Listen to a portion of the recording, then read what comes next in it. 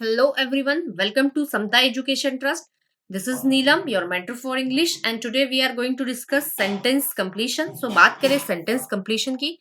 आपको एक क्वेश्चन दिया गया होता है एंड यहाँ पर एक सेंटेंस होता है एंड ये सेंटेंस भी हो सकता है या एक शॉर्ट पैसेज भी हो सकता है and there is a blank at the starting और इन द एंडिंग और somewhere in the middle of this passage. मतलब कि ये जो ब्लैंक होगा, ये जो खाली जगह होगी, या आइदर ये स्टार्ट में होती है या तो ये एंडिंग में होती है या समवेयर पैसेज के मिडिल में, मतलब कहीं पर भी इस पैसेज में या इस सेंटेंस में हो सकती है. एंड इस ब्लैंक के अगेंस्ट आपके पास यहाँ पर 5 ऑप्शंस होते हैं. इन ऑप्शंस में से आपको बताना होता है कि कैसा कौन सा ऐसा ऑप्शन है जो इस ब्लैंक में ग्रामेटिकली एंड कंटेक्चुअली दोनों तरीके से सही फिट होगा. So guys, students who are good at both grammar and reading skills can solve this question easily. कि grammar skills and reading comprehension यहाँ पर दोनों की जरूरत पड़ेगी इस तरीके के क्वेश्चन को सॉल्व करने में. आइए देखते हैं. So as per the direction, in each of the following question, a paragraph with a blank is given. यहाँ पर आप देख पा रहे हैं ये एक पैराग्राफ है एंड यहाँ पर एक ये काफी लंबा सा एक ब्लैंक दिया गया हुआ है. From the 5 choices given below, 5 यहाँ पर आपके पास ऑप्शंस है. Select the sentence which can go into the blank to make the paragraph logically coherent. मतलब हमें लॉजिकली उसे कोहेरेंट बनाना है, मतलब कि कंटेक्चुअली एंड ग्रामेटिकली बिल्कुल सही तरीके से ये ऑप्शन इस ब्लैंक में फिट होना चाहिए. देखिए गाइस क्या हो सकता है. मतलब हम जैसे फिलियस के क्वेश्चन सॉल्व करते हैं, फिल इन द ब्लैंक्स, बिल्कुल सेम वही चीज है. लेकिन यहाँ पर ये जो पैसेज होता है ये थोड़ा बड़ा होता है एंड ऑप्शंस भी काफी लेंदी होते हैं, क्योंकि ये आइदर ये एक फ्रेज होता है या तो एक कंप्लीट सेंटेंस भी हो सकता है.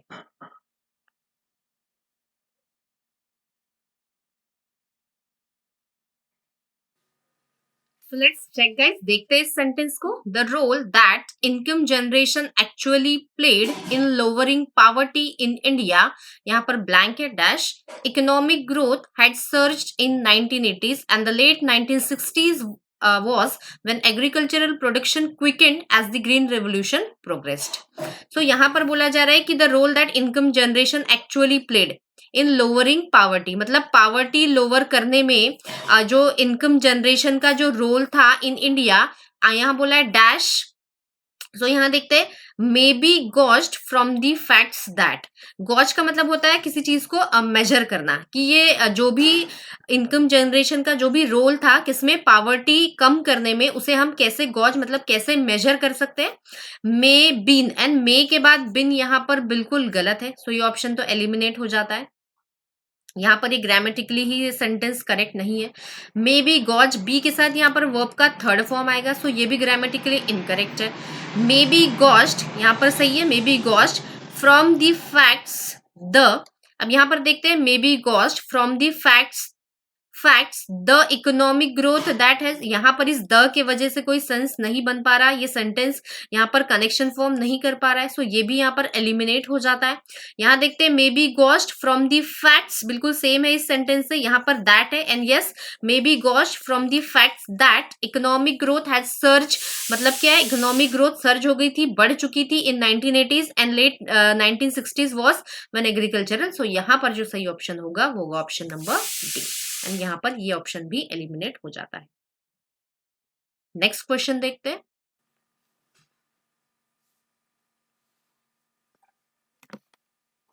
Let's check guys. An income support scheme dashed population is grossly inequitable. An income support scheme for any one section of the population is grossly inequitable. Yes, ये सही लग रहा है, तो इसे हम होल्ड करके रखते हैं, मतलब अभी ऑप्शन में रखते हैं हमारे. नेक्स्ट देखते हैं फॉर एनी वन सेक्शंस. अब यहाँ पर वन आया है एंड वन के बाद सेक्शंस, तो ये गलत हो जाएगा, एलिमिनेट कर देते, ग्रामेटिकली इनकरेक्ट है. For any one section of N O W F, of यहाँ पर इनएप्रोप्रिएट है, ये भी एलिमिनेट हो जाएगा. यहाँ पर भी ऑफ है, मतलब यहाँ पर ये ऑप्शन भी एलिमिनेट हो जाता है and none of the above भी एलिमिनेट हो जाएगा, क्योंकि यहाँ पर ये जो सेंटेंस है ये ग्रामेटिकली एंड कंटेक्चुअली सही तरीके से, बिल्कुल सही तरीके से इस ब्लैंक में फिट हो रहा है. नेक्स्ट क्वेश्चन देखते हैं. So let's check guys. Resolving an interstate water dispute, interstate में जो भी वाटर डिस्प्यूट चल रहा है उसको रिजॉल्व करने की बात की जा रही है। Dash genuine demands and interest of each state coming up with a pragmatic sharing arrangement. तो लेट्स चेक। अब यहाँ पर देखेंगे रिजॉल्विंग इन इंटरस्टेट वाटर डिस्प्यूट मतलब कि ये डिमांड कर रहा है, मतलब यहाँ पर सब बात प्रेजेंट की जा रही है एंड इंटरसेट यहाँ पर भी ये V1 है। मतलब ये जो सेंटेंस है ये प्रेजेंट टेंस में each state and coming up with a pragmatic sharing arrangement, so भी है कि प्रैग्मेटिक यहाँ पर अप्रोच या शेयरिंग अरेंजमेंट लाया जा रहा है।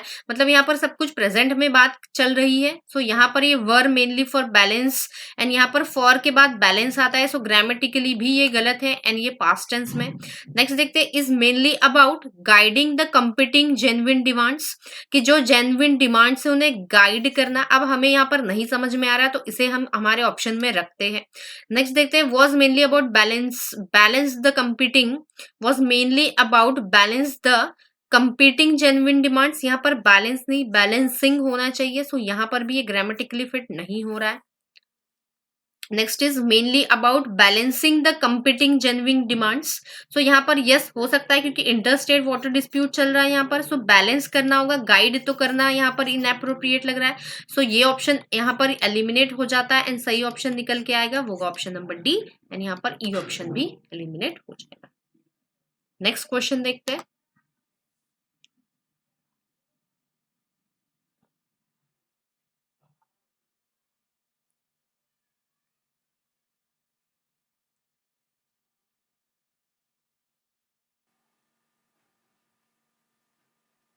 सो लेट्स चेक गाइस, काफी इजी भी क्वेश्चन है, सभी से बन गया होगा। Most farmers do not wear any protective gear, मतलब बहुत सारे फार्मर्स ऐसे हैं जो प्रोटेक्टिव गियर मतलब अपने प्रोटेक्शन की चीजों की बात की जा रही है यहाँ पर, नहीं वेयर करते, नहीं पहनते हैं। Dash which often leads to pesticide exposure and toxicity. So यहाँ पर चेक करते हैं, most of the farmers do not wear in protective gear while paying for chemicals in field। अब chemicals field में पे नहीं किए जाते, सो ये inappropriate होगा।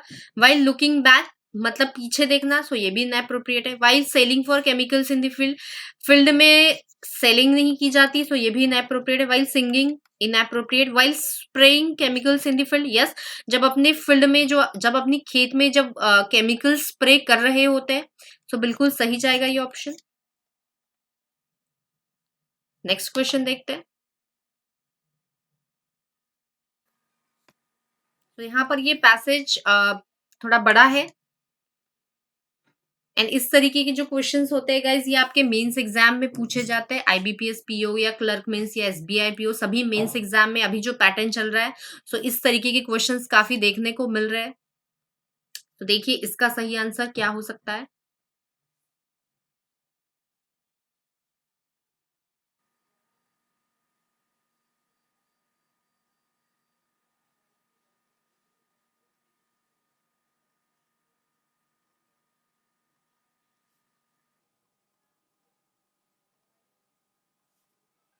So let's check guys.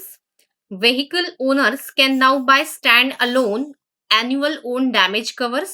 तो यहाँ पर बात की जा रही है स्टैंड अलोन या एनुअल ओन डैमेज कवर्स की, बाय करने की, खरीदने की। And two wheeler from any general insurance company dash for, अब आगे बोला है for the issuance of stand alone own damage annual cover as well as for renewal of the own damage component of the bundled cover, कि जो भी bundled cover है उसे renewal के लिए इंश्योरर्स शल एंश्योर, यहाँ पर इंश्योरर्स की बात की जा रही है, shall ensure that own damage cover is offered only if a motor third party cover is already in existent और is taken simultaneously, says a circular issued by the IRDAI। So let's check, यहाँ पर बोला गया था कि खुद खरीद सकते हैं किसी भी जनरल इंश्योरेंस कंपनी से। एंड यहाँ पर देखते हैं इस ब्लैंक के बाद की लाइन को भी समझना जरूरी होता है। For the issuance of stand alone damage cover as well as for renewal of the own damage component of a bundle cover, insurance क्या कर सकते हैं, shall insure the own damage cover is offered only for third motor समझ में आ गया होगा आपको। सो यहाँ देखते हैं policy will have the option to renew the own damage component. So यहाँ पर पॉलिसी होल्डर्स की तो ऐसी कोई बात नहीं की गई है, यहाँ तो इंश्योरर्स की बात की गई थी एंड यहाँ पर व्हीकल ओनर्स की बात की गई थी। सो ये तो नहीं होगा। नेक्स्ट देखते हैं the regulator has under line that the pricing of stand alone own damage policy will continue to be offered for the own damage component। तो यहाँ पर भी ये रेगुलेटर की बात की जा रही है एंड यहाँ पर जो खरीदने वाले व्हीकल ओनर्स है एंड जो इंश्योरेंस है उनकी बात की जा रही है। सो ये सेंटेंस भी यहाँ पर मैच नहीं कर रहा है। Next policy holders we have some stability in rates for a defined period. So ये तो बिल्कुल आउट ऑफ कंटेक्स्ट है कि यहाँ पर जो बात की जा रही है। Next from September 1 insurers cannot bundle own damage and third party insurance cover compulsory to a policy holder। yes for the issuance of stand alone। यहाँ पर भी इंश्योरेंस की ही बात की जा रही है कि खुद का अगर वो उन्हें रिन्यूअल करना है खुद का own damage component of bundle cover and यहाँ पर भी बंडल कवर की बात की जा रही है। सो ये सेंटेंस ग्रामेटिकली एंड कंटेक्चुअली दोनों तरीके से यहाँ पर बिल्कुल फिट हो रहा है। सो हमारा जो सही ऑप्शन होगा वो ऑप्शन नंबर डी, यहाँ पर ये ऑप्शन भी एलिमिनेट हो जाता है। नेक्स्ट क्वेश्चन देखते हैं।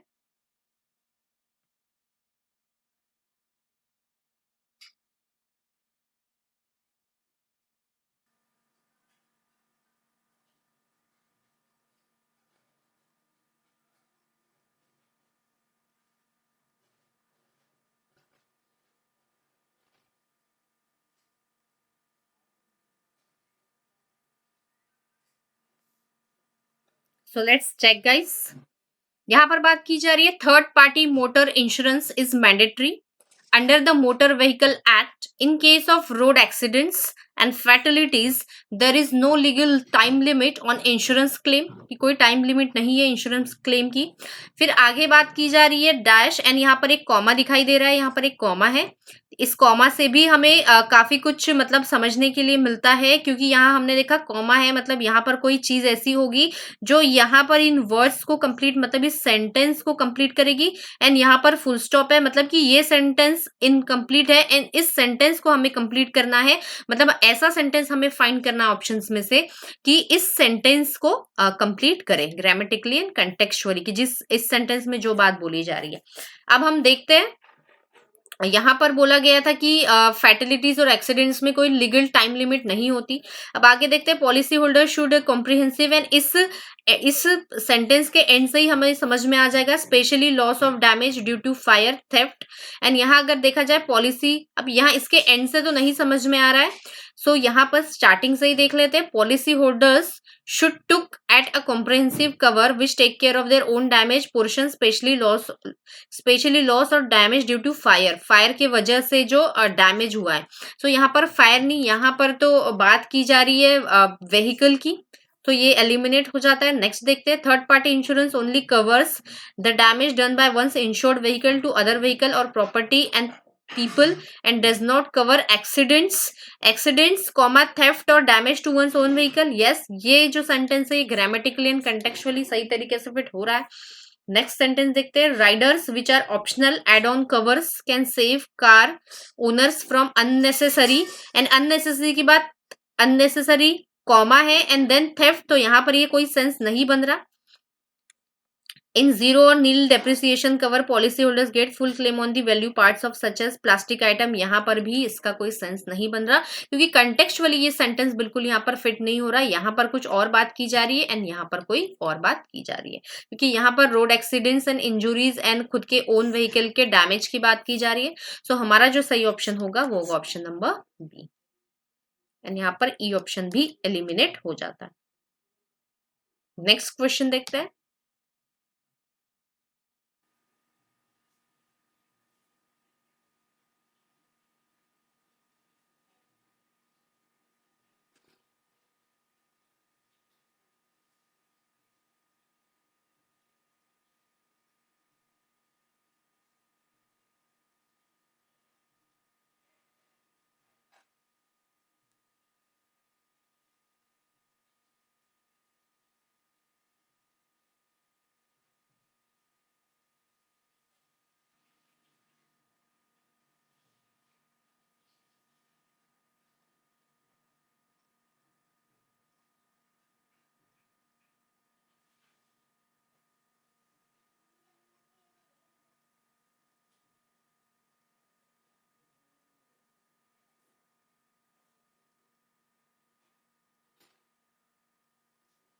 So let's check guys, Indian railways has Indian railways की बात की जा रही है, has stepped in. And stepped in एक फ्रेजल वर्ब है जिसका मतलब होता है किसी चीज में या किसी डिफिकल्ट सिचुएशन में इन्वॉल्व हो जाना। एंड इन्वॉल्व किस लिए? स्पेशली किसी को हेल्प करने के लिए, involve to help in a difficult situation, कि किसी की कोई प्रॉब्लम चल रही है एंड उस सिचुएशन में अगर आप इन्वॉल्व होते हो उसे कहते हैं स्टेप्ड इन या step in. So Indian railways has step in to help the residents, किन्हें? Residents of Chennai with the city reeling under the pressure of a severe water crisis, जहां पर सीवियर वाटर क्राइसिस चल रहा है। सो यहाँ पर आगे देखते हैं, dash situated in the city of Vellore to reach Chennai. According to a recent PTI report, the train left from the Jolarpete railway station. एक कोई अब यहाँ पर बोला जा रहा है कि dash situated in the city of the Vellore.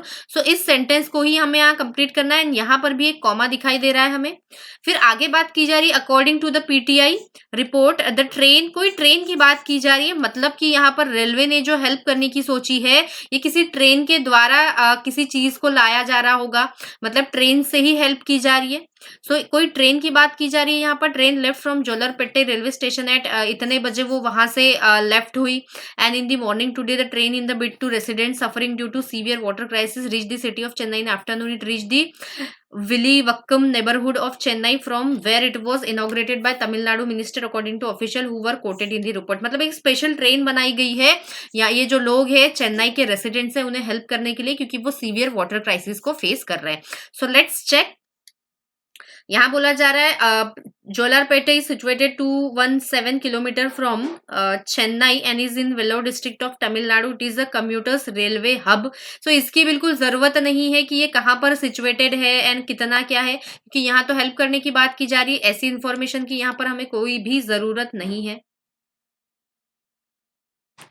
कि जोलारपेटी कहाँ पर है क्या है। यहाँ पर तो बोला जा रहा है कि जो ट्रेन यहाँ पर बनाई गई है हेल्प करने के लिए स्पेशली इन लोगों को, वो कहाँ से? जोलारपेटे स्टेशन से निकली, कितने? अराउंड 7:20 AM को। इस तरीके से बात की जा रही है। नेक्स्ट देखते हैं, meanwhile the railway Indian railways network has in the past often sent special water trains.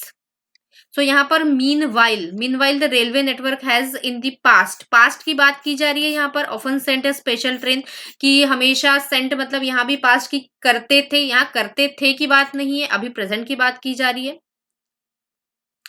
Next देखते हैं, a special water train carrying as much as 50 tank wagons BTPN with around 50,000 liters of water in each left from the Jolarpettai railway station. Yes बिल्कुल हो सकता है, क्योंकि इसी train की बात की जा रही है। Jolarpettai railway station then comma situated, कहाँ पर है ये स्टेशन? Situated at Vellore to reach Chennai. According to PTI the train left from Jolarpettai at इतने बजे। यस ये बिल्कुल ग्रामेटिकली एंड कंटेक्चुअली सही भी है एंड यहाँ पर फिट भी हो रहा है। नेक्स्ट देखते हैं, ईच वेगन। सो वेगन की बात तो पहले यहाँ पर हुई है देन बाद में होगी, इसके पहले वेगन की कोई बात की नहीं गई है। सो यहाँ पर इस वर्ड का भी आना इनएप्रोप्रिएट हो जाएगा एंड ये भी एलिमिनेट हो जाता है। तो सही ऑप्शन हमारा होगा यहाँ पर सी। नेक्स्ट क्वेश्चन देख रहे हैं,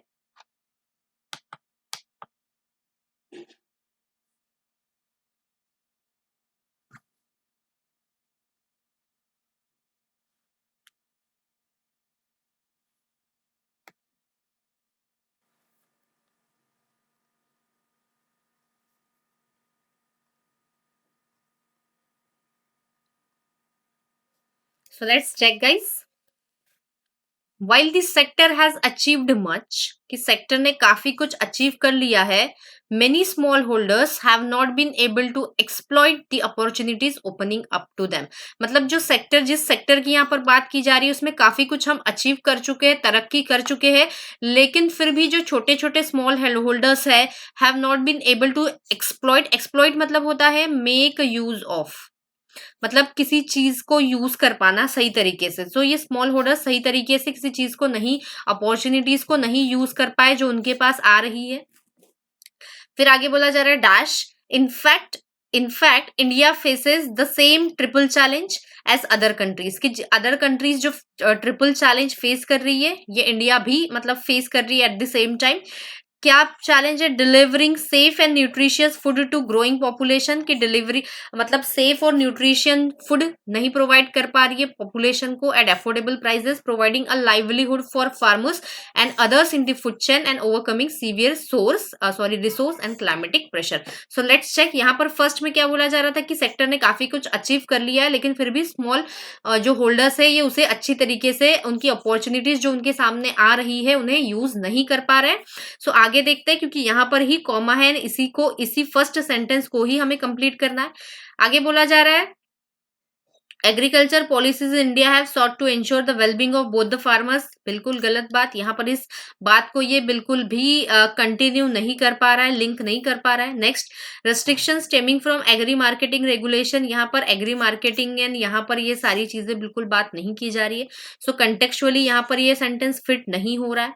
नेक्स्ट, इंटरनेशनल मार्केट्स अक्रॉस। यहाँ पर ये सेंटेंस भी नहीं, क्योंकि इंटरनेशनल मार्केट्स या इस तरीके की बात नहीं की जा रही है। आगे बोला जा रहा है दे रिमेन हैम्पर्ड। हैम्पर्ड मतलब क्या होता है? कोई चीज को रोक देना। By low productivity and underdeveloped food processing and retail sector and water and environmental degradation. Yes, कि इतना कुछ अचीव हो चुका है लेकिन फिर भी स्मॉल होल्डर्स उनकी अपॉर्चुनिटीज को यूज नहीं कर पा रहे हैं and they remain hampered. Hampered रहते हैं कैसे? लो प्रोडक्टिविटी से काफी उनकी जो प्रोडक्टिविटी होती है वो कम होती है। अंडर डेवलप्ड फूड प्रोसेसिंग भी जो है कैसी होती है? अंडर डेवलप्ड होती है, मतलब इतनी अच्छी नहीं होती है, क्योंकि यहाँ पर बात की जा रही थी कि सेफ एंड न्यूट्रिशियस फूड मतलब वो नहीं कर पाते, सप्लाई नहीं कर पाते, नहीं बना पाते। And retail sector. सो यहाँ पर ये जो सेंटेंस है ये ग्रामेटिकली एंड कंट्रेक्चुअली दोनों तरीके से बिल्कुल फिट हो पा रहा है एंड यहाँ पर ये भी एलिमिनेट हो जाए। नेक्स्ट क्वेश्चन देखते हैं।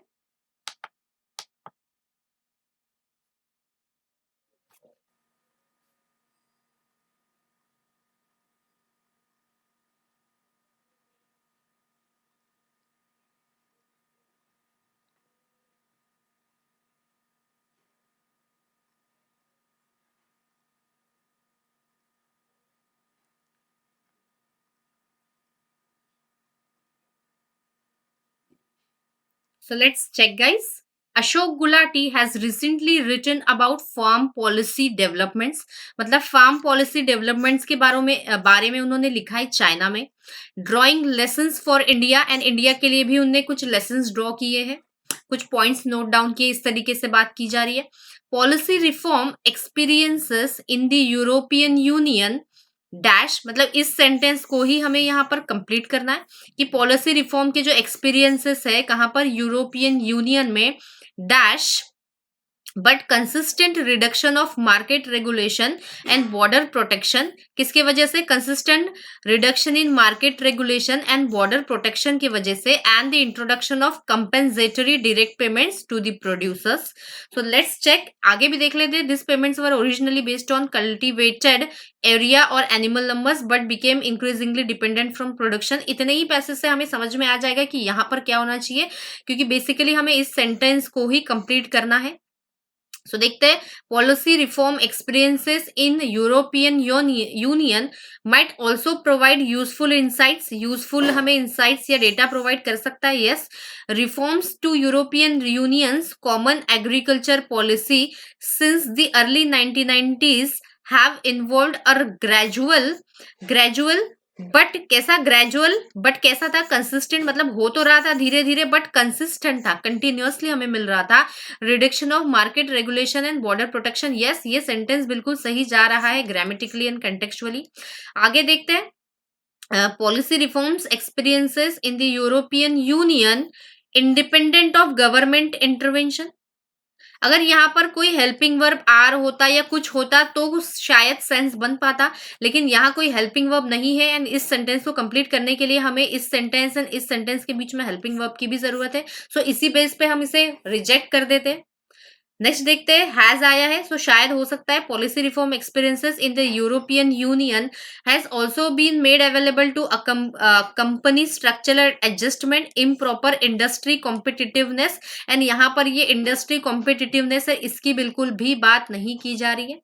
यहाँ तो पॉलिसी डेवलपमेंट की बात की जा रही है, एंड आगे अगर देखें तो यहाँ पर border protection and introduction of compensatory direct payments to producers, मतलब ये फार्म एंड फार्मर्स से रिलेटेड, फार्मिंग से रिलेटेड एंड ये प्रोड्यूसर्स से रिलेटेड बात हो रही है, सो ये भी एलिमिनेट हो जाएगा।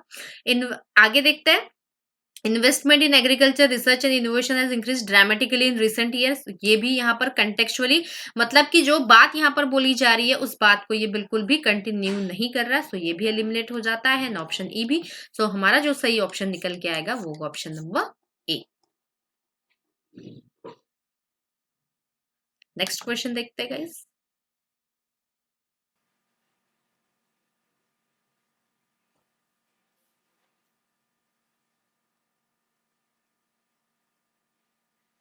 So let's check, guys. India's second moon mission, Chandrayaan-2, was pulled back from the launch just 56 minutes before it scheduled liftoff on July 15. मतलब just 56 minutes पहले ही उसे pull back कर दिया गया था, and it was scheduled to lift off on July 15. फिर आगे बोला जा रहा है, आगे देखिए यहाँ पर फुल स्टॉप है, यहाँ पर भी मतलब एक कंप्लीट सेंटेंस यहाँ पर मिसिंग है, किसी सेंटेंस को यहाँ हमें कंप्लीट नहीं करना है, एक कंप्लीट सेंटेंस ही यहाँ पर मिसिंग है। फिर यहाँ पर पहले तो बात की चंद्रयान-2 की, उसे पुल बैक कर लिया गया था इस तरीके से। आगे देखते हैं, no rescheduled date has been announced for launch, and अब कोई रीशेड्यूल्ड डेट नहीं, क्योंकि यहाँ पर तो वो कैंसिल कर दिया गया था, पुल बैक कर दिया गया था। सो अब कोई नई डेट नहीं आई है, उसका रीशेड्यूलिंग नहीं हुआ है अभी तक। This has no doubt serve as a damper on those who eagerly looked forward to India being only the fourth country to launch the mission that would land on moon and the very first to land on and explore its south pole region. So यहाँ पर देखते हैं,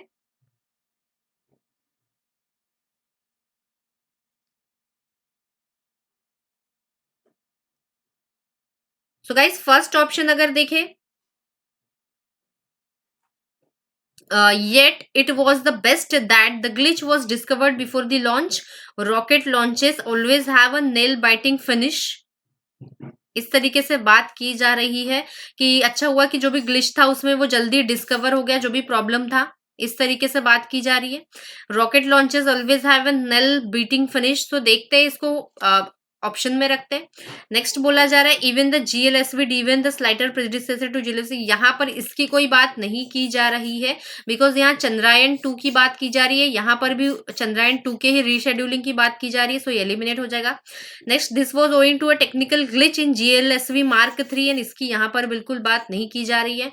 next, the test flight was conducted, test जो था flight का वो कब conduct किया गया था, 20 days later, just 21 days later. Paving the way, pave the way मतलब क्या होता है, किसी चीज को सक्सेसफुली करने के लिए जो चीजें की जाती है वो, for several successful launch of GLSV rocket subsequently. So यहाँ पर बोला जा रहा है कि ये जो टेस्ट फ्लाइट था वो कब किया गया था, जस्ट 21 डेज लेटर बाद में किया गया था। Paving the way for several successful launches of GLSV rocket subsequently, so ये ऑप्शन भी यहाँ पर लग रहा है कि फिट हो सकता है। तो अभी यहाँ पर देखेंगे कि यहाँ पर launches always have a nail beating finish, इस तरीके की बात बिल्कुल नहीं की जा रही है। यहाँ पर जो ये बिल्कुल फॉर्मल बात की जा रही है कि यहाँ पर इसे लिफ्ट किया जाना था जुलाई 15 को, बट वो नहीं किया गया, पुल बैक कर दिया गया था। सो इसका जो ऑप्शन होगा ये बिल्कुल एलिमिनेट यहाँ पर हो जाता है, एंड इसका जो सही ऑप्शन होगा, एक just minute guys, option D ना, ऑप्शन सी में भी मुझे थोड़ा कंफ्यूजन, वेट वेट, हाँ ओके, ऑप्शन सी भी हमारा ऑप्शन में हो सकता है, क्योंकि यहां पर बात की जा रही है, this was owing to technical glitch in GLSV mark 3 rocket launcher. Okay okay, it is also related to this Chandrayaan. Okay, so यहाँ पर ये जो सही आंसर होगा गाइज, ये ऑप्शन नंबर सी होगा, ना कि यहाँ पर ऑप्शन नंबर डी होगा। नेक्स्ट क्वेश्चन देखते हैं।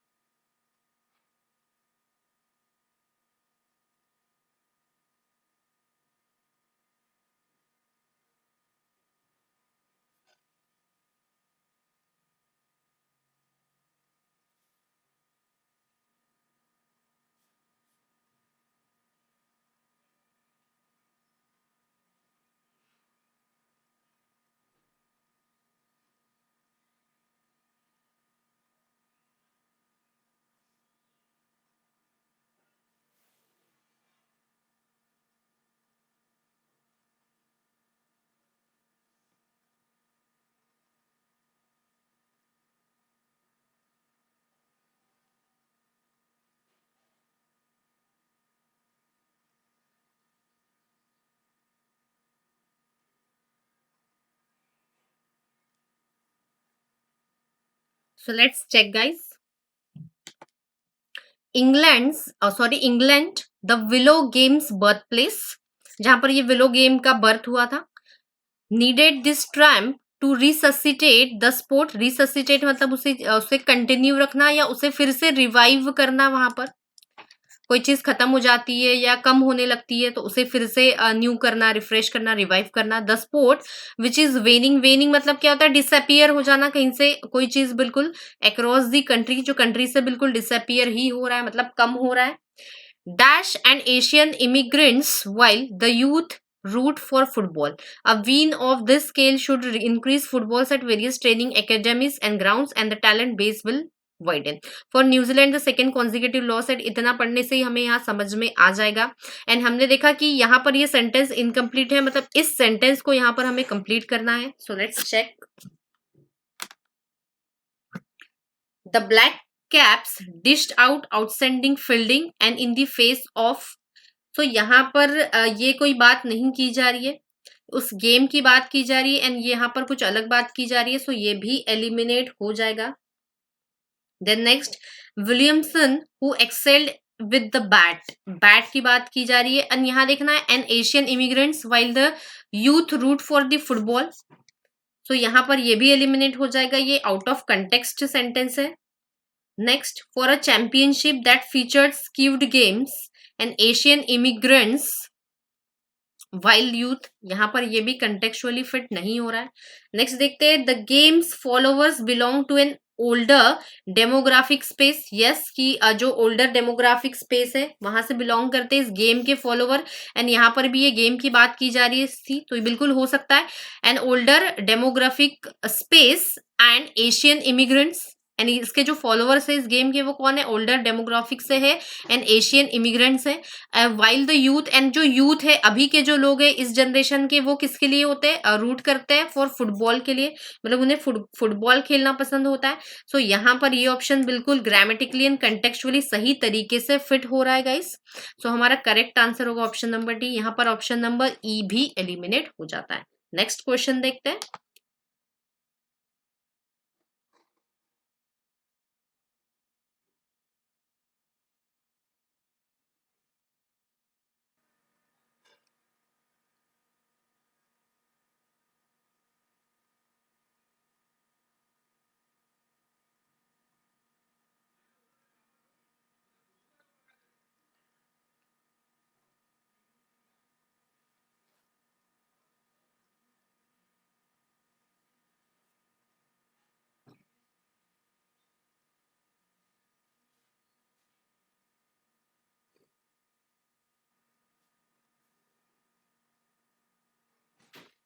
So let's check, guys. According to the petitioners in the Supreme Court, the central hypothesis of the amendment dash. अब यहाँ पर हमने देखा इस सेंटेंस को ही हमें यहाँ पर कंप्लीट करना है, क्योंकि यहाँ पर कॉमा भी दिया गया हुआ है। तो यहाँ पर बोला जा रहा है कि पिटिशनर्स मतलब क्या होता है? कि जो कोर्ट में जो भी केस होता है उस केस को जो रिप्रेजेंट करता है उसे हम कहते हैं petitioner. The central hypothesis, hypothesis मतलब किसी भी चीज का एक स्टार्टिंग में जो एक एक्सप्लेनेशन दिया जाता है उसे हम हाइपोथेसिस कहते हैं। Hypothesis of the amendment dash. फिर आगे बोला इन देयर बिलीफ, बिलीफ मतलब पिटिशनर की ही शायद यहाँ पर बात की जा रही है। In their belief the law by providing for affirmative action unmindful of the structural inequalities inherent in India's society overthrows the prevailing rationale for reservation. In doing so, they argue amendment destroyed the constitution ideal of equal opportunity. So let's कि उनके belief में ये चीजें ऐसी हुई होती है। So let's check कि इस सेंटेंस को कौन सा सेंटेंस यहाँ पर कंप्लीट करेगा।